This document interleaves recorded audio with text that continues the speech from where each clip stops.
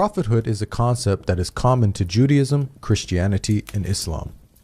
Both the Bible and the Quran define the concept of prophethood in highly noble terms.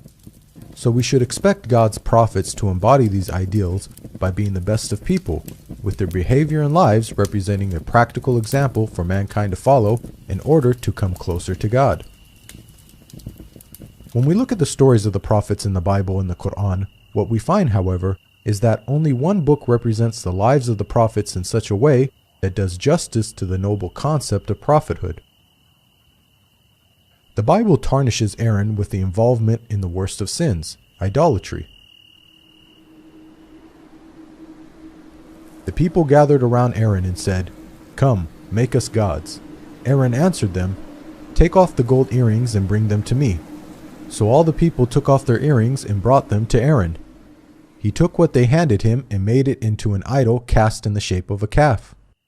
Monotheism, worshipping only one God, was the very essence of the message that God tasked Moses and Aaron to impart on the Israelites. So from this point of view, a prophet of God failed in the most basic of duties. The Bible goes on to tell us that God punished the Israelites who worshipped the calf idol with a plague. And the Lord struck the people with a plague because of what they did with the calf Aaron had made. Aaron, however, was spared any such punishment, even though it is said that he was the individual that made the idol. Shouldn't prophets be more accountable than common people due to the greater knowledge that they possess and their higher positions of responsibility? By comparison, in the story that the Quran narrates, Aaron is free of the major sin of idolatry. It was in fact an individual called Samari who made the idol. In the Quran, it says that Aaron even orders the Israelites not to worship the golden calf. Aaron did say to them, "My people, this calf is a test for you. Your Lord is the Lord of mercy, so follow me and obey my orders." We can see that the Quranic account not only presents Aaron in a manner that is befitting of a great prophet of God, but it also does not contain any of the inconsistencies present in the biblical narrative. Prophet David and the accusation of adultery. The Bible relates a story about David in which he is accused of committing some very serious sins. From the roof he saw a woman bathing. The woman was very beautiful, and David sent someone to find out about her. She, Bathsheba, came to him, and he slept with her. Then she went back home. The woman conceived and sent word to David saying, "I am pregnant." Bathsheba was married, and so when David found out she was pregnant with his child, instead of taking responsibility and publicly confessing his sins, he instead compounds his sins by having her husband killed. Perhaps even more strangely, God allegedly struck the child that was born from the adulterous relationship with a lethal illness. But because by doing this you have shown utter contempt for the Lord, the son born to you will die.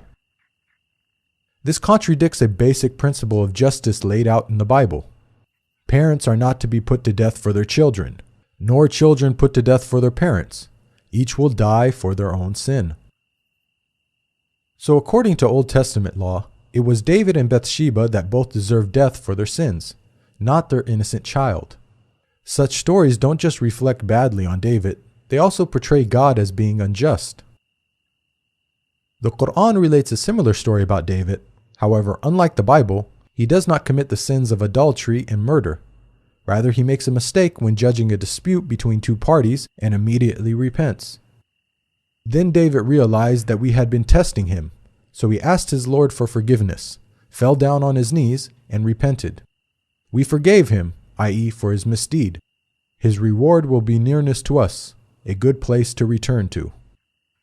The Quran not only rejects the accusation of adultery and murder, but it also portrays David in a noble light as someone who takes responsibility and seeks God's forgiveness for the smallest of mistakes. Prophet Noah and the accusation of drunkenness. The Bible tells us that after the great flood, one of the first things Noah did was to plant a vineyard and fall into a state of naked drunkenness. Noah, a man of the soil, proceeded to plant a vineyard. When he drank some of its wine, he became drunk, and they uncovered inside his tent. It is difficult to believe that this great prophet, who had the self-discipline to build a giant ark by hand, would then lose all self-control as soon as he sets foot off the ark. The Bible goes on to tell us that Noah cursed his own grandchildren when he found out that his youngest son, Ham, had informed his siblings about Noah's sorry state. When Noah awoke from his wine and found out what his youngest son, Ham, had done, he said, "Cursed be Canaan, the lowest of slaves he will be to his brothers." One can't help questioning Noah's conduct. Even if cursing was justified, wouldn't it make more sense for Noah to curse Ham rather than Ham's son Canaan, who was an innocent party? The Quran paints a very different picture of Noah. After the waters subsided, Noah inquires about the well-being of his rebellious son who refused to board the ark. It sailed with him on waves like mountains, and Noah called out to his son, who stayed behind, "Come aboard with us, my son. Do not stay with the disbelievers." The waves cut them off from each other, and he was among the drowned. Noah called out to his Lord, saying, "My Lord, my son was one of my family, though your promise is true, and you are the most just of all judges." Again, notice the stark contrast with the biblical portrayal. Rather than getting into a naked, drunken state and cursing innocent family members, the Quran tells us that Noah, a great prophet and leader of men, but also a father, turned to God with sadness for his dead son. Job and his many alleged blasphemies. The story of Job in the Bible is one of a prophet being severely tested. The story begins with God highly praising Job for his righteousness. God says to Satan, "Have you considered my servant Job? There is no one on earth like him. He is blameless and upright, a man who fears God and shuns evil." Satan proceeds to challenge God, stating that the only reason Job is upright is because Job has a good life. Satan predicts that if God were to test Job properly, then Job would curse God. "But now stretch out your hand and strike his flesh and bones, and he will surely curse you to your face."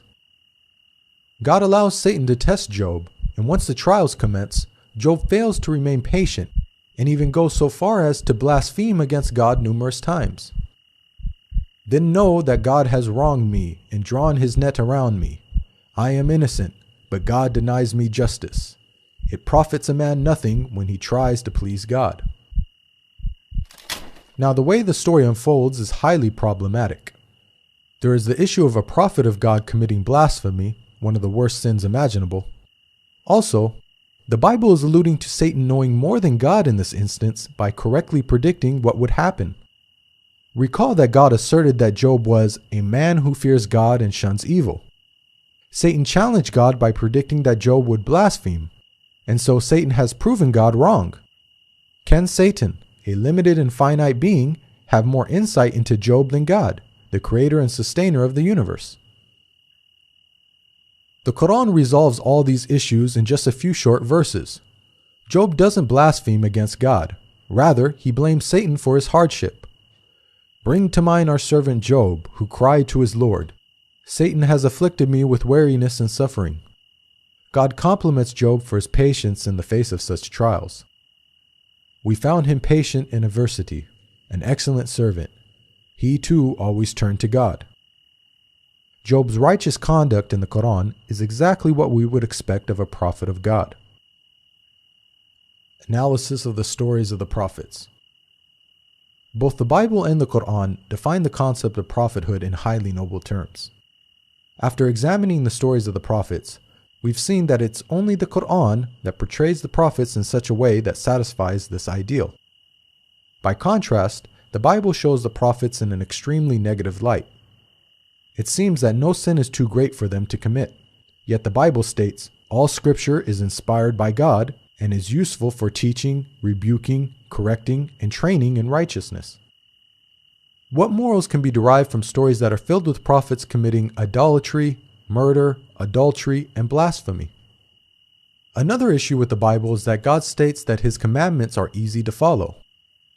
Now, what I'm commanding you today is not too difficult for you or beyond your reach. This message of encouragement was proclaimed to the whole of Israel, prophet and commoner alike. But how can the Israelites have been expected to keep the commandments when the prophets, those who were divinely handpicked and tasked with upholding and teaching the commandments, failed to keep even the most basic of God's laws. Does this not make a mockery of God? One of the names of the Quran is Al-Furqan, meaning the criterion between truth and falsehood. So the Quran not only confirms the scriptures that came before it, but it also corrects their distortions. We sent to you, Muhammad, the scripture with the truth, confirming the scriptures that came before it, and with final authority over them, so judge between them according to what God has sent down.